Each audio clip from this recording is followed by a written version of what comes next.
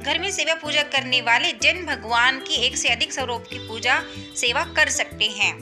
घर में 2 शिवलिंग की पूजा ना करें तथा पूजा स्थान पर 3 गणेश जी नहीं रखें। शालिग्राम जी की बटिया जितनी छोटी हो उतनी ज्यादा फलदायक है। कुशा पवित्र के अभाव में स्वर्ण की अंगूठी धारण करके भी देव कार्य संपन्न किया जा सकता है। मंगल कार्यों में कुमकुम का तिलक प्रशस्त माना जाता है। पूजा में टूटे हुए अक्षत के टुकड़े नहीं चढ़ाना चाहिए। पानी, दूध, दही, घी आदि में उंगली नहीं डालना चाहिए। इन्हें लोटा, चम्मच आदि से लेना चाहिए, क्योंकि नख स्पर्श से वस्तु अपवित्र हो जाती है। अतः यह वस्तुएं देव पूजा की योग्य नहीं रहती। तांबे के बर्तन में दूध, दही या पंचामृत आदि नहीं डालना चाहिए, क्योंकि वह मदिरा समान हो जाता है। आचमन 3 बार करने का विधान है। इससे त्रिदेव ब्रह्मा विष्णु महेश प्रसन्न होते हैं। दाहिने कान का स्पर्श करने पर भी आचमन के तुल्य माना जाता है। कुशा के अग्रभाग से देवताओं पर जल नहीं छिड़कें। देवताओं को अंगूठे से नहीं मलें। चकले पर चंदन कभी नहीं लगावें। उसे छोटी कटोरी या बाईं हथेली पर रखकर लगावें। पुष्पों को बाल्टी, लोटा, जल में डालकर निकालकर नहीं चढ़ाना चाहिए। श्री भगवान के चरणों की 4 बार, नाभि की 2 बार, मुख की 1 बार या 3 बार आरती उतारकर समस्त अंगों की 7 बार आरती उतारें। श्री भगवान की आरती समयानुसार जो घंटा, नगारा, झांझर, थाली, घड़ावल, शंख आदि बजते हैं, उनकी ध्वनि से आसपास के वायुमंडल के कीटाणु नष्ट हो जाते हैं। नादाप्रहा होता है। नाद के समय एक स्वर से जो प्रतिध्वनि होती है उसमें असीम शक्ति होती है। लोहे के पात्र से श्री भगवान को नैवेद्य अर्पण नहीं करें। हवन में अग्नि प्रज्वलित होने पर ही आहुति दें। समीधा अंगूठे से अधिक मोटी नहीं होनी चाहिए तथा 10 उंगली लंबी होनी चाहिए। छाल रहित या कीड़े लगी हुई समीधा यज्ञ कार्य में वर्जित है। पंखे आदि से कभी हवन की अग्नि प्रज्वलित नहीं करें। मेरुहीन माला या मेरु का लंघन करके माला नहीं जपनी चाहिए। माला रुद्राक्ष, तुलसी एवं चंदन की उत्तम मानी गई है। माला को अनामिका यानी कि तीसरी उंगली पर रखकर मध्यमा दूसरी उंगली से चलाना चाहिए। जप करते समय सिर पर हाथ या वस्त्र नहीं रखें। तिलक कराते समय सिर पर हाथ या वस्त्र रखना चाहिए। माला का पूजन करके ही जप करना चाहिए। ब्राह्मण को या द्विजाति को स्नान करके तिलक अवश्य लगाना चाहिए। जप करते समय जल में स्थित व्यक्ति दौड़ते हुए शमशान से लौटते हुए व्यक्ति को नमस्कार करना वर्जित है। बिना नमस्कार किए आशीर्वाद देना वर्जित है।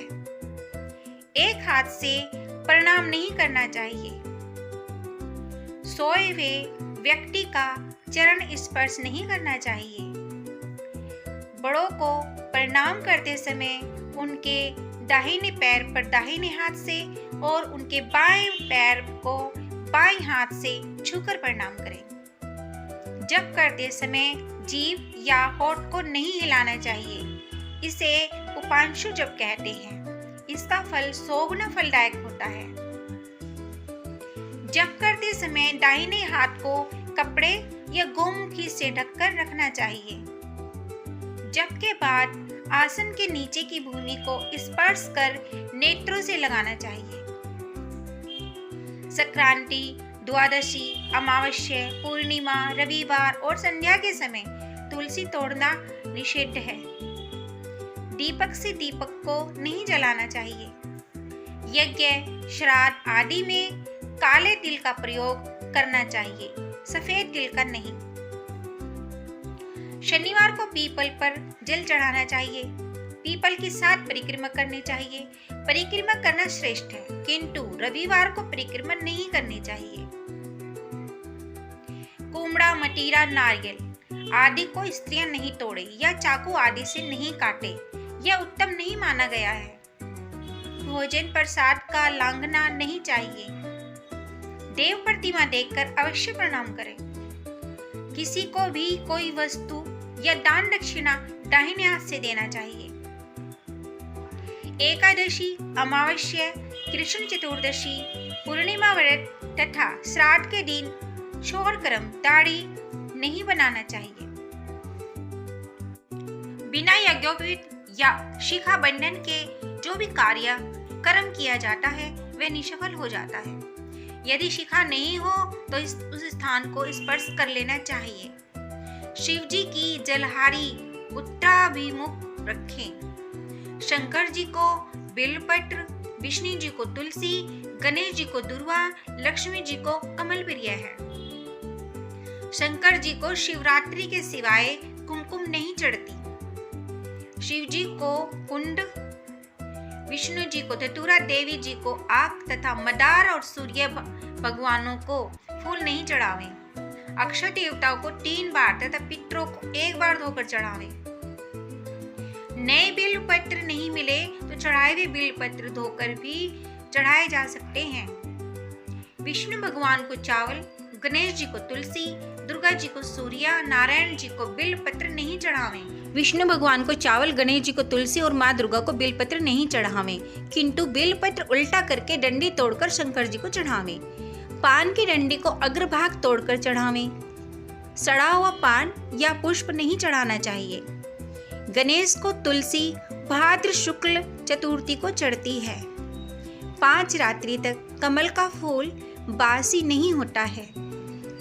10 रात्रि तक तुलसी पत्र बासी नहीं होता है।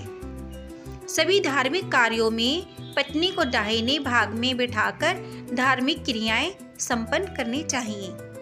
पूजन करने वाला ललाट पर तिलक लगाकर ही पूजा करे। पूर्वाभिमुख बैठकर अपने बाईं ओर घंटा, धूप तथा दाहिनी ओर शंख, जलपात्र एवं पूजन सामग्री रखें। घी का दीपक अपने बाईं ओर तथा देवता को दाहिनी ओर रखें एवं चावल पर दीपक रखकर प्रज्वलित करें।